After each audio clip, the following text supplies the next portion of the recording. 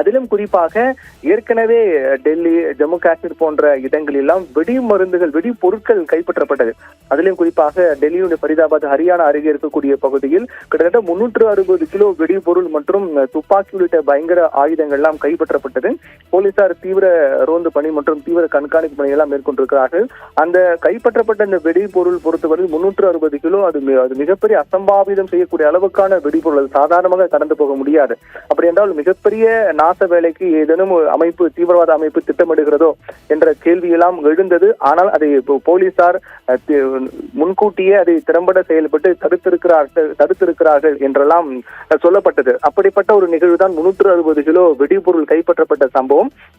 அதையும் தொடர்ந்து விசாரணை தான் போலீசார் மேற்கொண்டு இன்னும் யாரெல்லாம் இந்த சம்பவத்தில் தொடர்புடையவராக இருக்கிறார்கள் உள்ளிட்ட தீவிர விசாரணைகள் மேற்கொண்டு வந்தார்கள். அதற்கு பிறகு டெல்லியில் கைப்பற்றப்பட்ட 360 கிலோ வெடிபொருள் கைப்பற்றப்பட்ட பிறகு ஜம்மு காஷ்மீரில் இதே போன்ற சம்பவம் நடைபெற்று ஜம்மு காஷ்மீர் ஆயிரக்கணக்கான கிலோ வெடிபொருள் மற்றும் பயங்கர ஆயுதங்கள், துப்பாக்கி உள்ளிட்ட தாக்குதலுக்குள்ளான ஆயுதங்கள் எல்லாம் கைப்பற்றப்பட்டது. அப்படி என்றால் எதுவும் அசம்பாவிதம் நடக்கப் போகின்றதா என்ற ஒரு கேள்வி அப்போது எழுந்தது.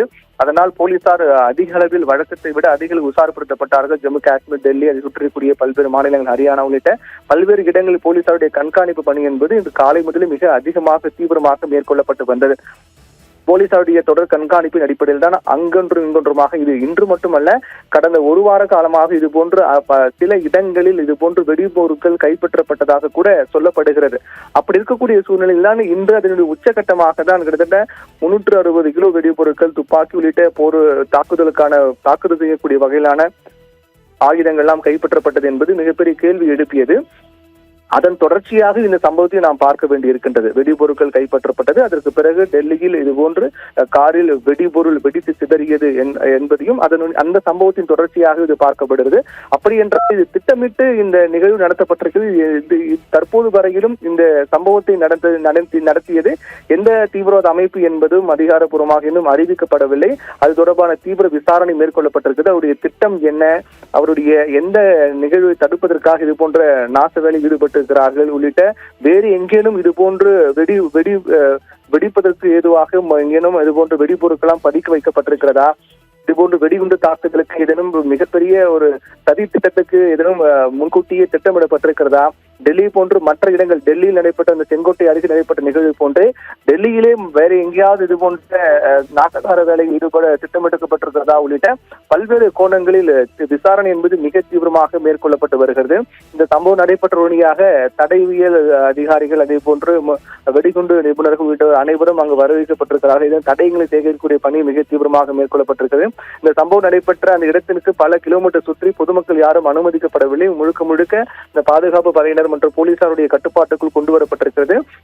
அந்த இடத்தில் தடயவியல் நிபுணர்கள் வரவேற்கப்பட்டு இந்த வெடி சம்பவம் நடைபெற்ற உடனடியாக ஏதேனும் அங்கு வெடித்து சிதறக்கூடிய பொருட்களை வைத்து இது எந்த மாதிரியான வெடிபொருள், இது எந்த வகையான வெடிகுண்டு உள்ளிட்ட அனைத்தையும் கண்டறியலாம். அதற்கு ஏதுவாக தடயவியல் நிபுணர்களாம் வரவழைக்கப்பட்டு வெடித்து சிதறிய அந்த இடத்தில் ஆய்வு மேற்கொண்டு வருகிறார்கள். ஏதேனும் வெடித்து சிதறிய பாகங்கள் கிடைத்தால் அதன் மூலமாக வெடித்து சிதறியது எந்த வகையான வெடிபொருள், வெடிகுண்டு உள்ளிட்ட முழு தகவலும் கிடைத்துவிடும். அந்த அடிப்படையில் அதை பற்றி முழுமையாக தெரிந்து கொள்ள ஏதுவாக அந்த தடயவியல் நிபுணர்களாம் அங்கு வரவேற்கப்பட்டிருக்கிறார்கள். இது ஒருபுறம் மோப்பநாய்கள்லாம் வரவேற்கப்பட்டு, பாதுகாப்பு படையினர்கள் அதிக அளவில் வரவேற்கப்பட்டு இந்த சம்பவத்தை மேற்கொண்டவர்கள் யார், அவர்கள் இந்த சம்பவத்தை எப்போது அந்த கார் அங்கு நிறுத்தப்பட்டிருந்தது, அங்கு இருக்கக்கூடிய அந்த பகுதியில் பொருத்தப்பட்டுள்ள கண்காணிப்பு கேமராக்களுடைய அந்த புட்டேஜ் என்று சொல்லப்படக்கூடிய அதையும் கைப்பற்றி போலீசார் தீவிரமாக விசாரித்து வருகிறார்கள்.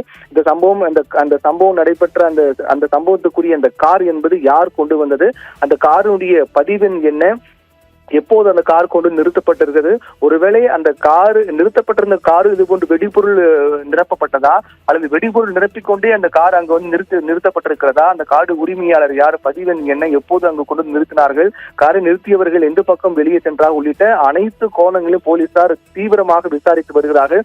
அதன் விசாரணை முடிவில் தான் இந்த நாசகார வேலை செய்ததுக்கான காரணம் என்ன, யார் செய்தார்கள், எந்த அமைப்பு, எந்த தீவிரவாத அமைப்பு இதை செய்தது, எந்த தீவிரவாத அமைப்பு இதை செய்தார்கள் உள்ளிட்ட முழு தகவலும் தெரிய வரும் என்று எதிர்பார்க்கப்படுகிறது. தற்போதைய நிலையில் டெல்லியில் நடைபெற்ற இந்த வெடிகுண்டு சம்பவம் என்பது மிகப்பெரிய பதற்றத்தையும் அதிர்ச்சியும் நாடு முழுவதும் ஏற்படுத்தியிருக்கிறது. நாளை பீகாருடைய 2ஆம் கட்ட வாக்குப்பதிவு நடைபெற இருக்கக்கூடிய சூழ்நிலையில் இந்த சம்பவம் இன்று நடைபெற்றிருப்பது என்பதும் மிகப்பெரிய கேள்விக்குறி எழுப்பியிருக்கிறது. ஒருவேளை நாளை அந்த பீகார் தேர்தல் 2ஆம் கட்ட வாக்குப்பதிவு நடைபெறுமா என்ற கேள்வி எழுகிறது. இதற்கான பின்னணி என்ன, நோக்கம் என்ன உள்ளிட்ட பல்வேறு கேள்விகளோடு தான் இந்த சம்பவத்தை பார்க்க வேண்டியதாக இருக்கின்றது. ஏனென்றால் ஒரு நாட்டினுடைய தலைநகரில் இதுபோன்ற சம்பவம் நடைபெறுவது என்பது சாதாரண விடயம் கிடையாது.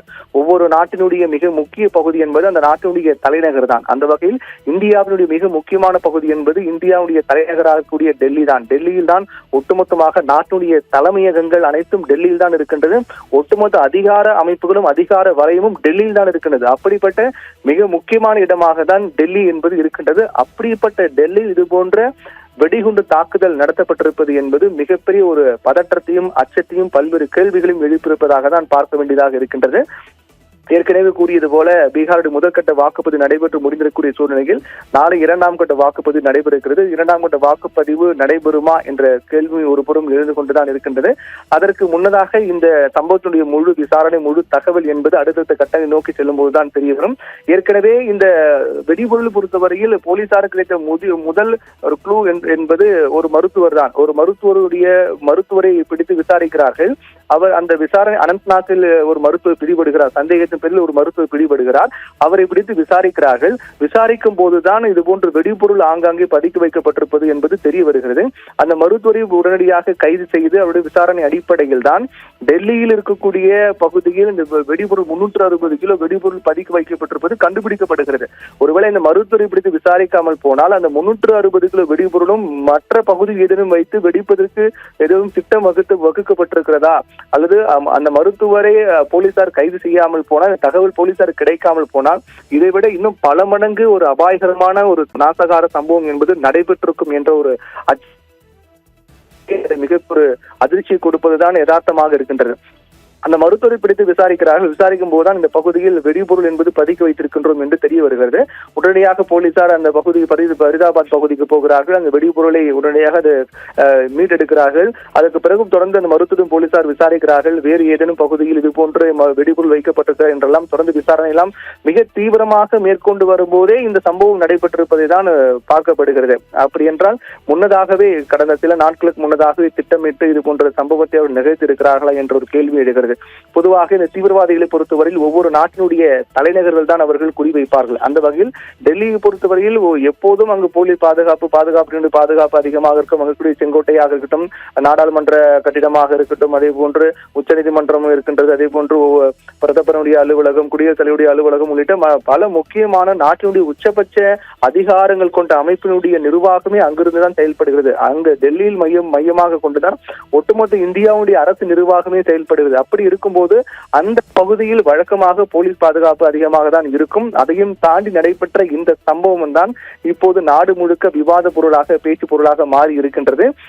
இந்த சம்பவத்தை அடுத்து பொதுவாக இந்தியாவை எடுத்துக்கொண்டோம் என்றால் ஒவ்வொரு மாநிலங்களுக்கும் ஒவ்வொரு குறிப்பிட்ட அளவுக்கான ஒரு பாதுகாப்பு வலயம் இருக்கும். அதில் மிக முக்கியமான மாநிலம், அதில் மிக முக்கியமாக பார்க்கப்பட வேண்டியது என்னவென்றால் சென்சிட்டிவ் ஸ்டேட் என்று சொல்லப்படக்கூடிய மிகவும் கண்காணிக்கப்பட வேண்டிய, பாதுகாப்பு அதிகரிக்கப்பட வேண்டிய மாநிலங்களும் இருக்கின்றது. எடுத்துக்காட்டுக்கு ஜம்மு காஷ்மீர், அதே போன்று மேற்கு வங்கம், அதே போன்று இந்தியாவுடைய பார்டர் பகுதியில் இருக்கக்கூடிய மாநிலங்கள் எல்லாமே மிகவும் சென்சிட்டிவான ஸ்டேட் என்று சொல்லப்படக்கூடிய அதிக முக்கியத்துவம் கொடுத்து பாதுகாப்பு வலயத்தில் கொண்டு வரப்படக்கூடிய மாநிலங்களாக இருக்கின்றது.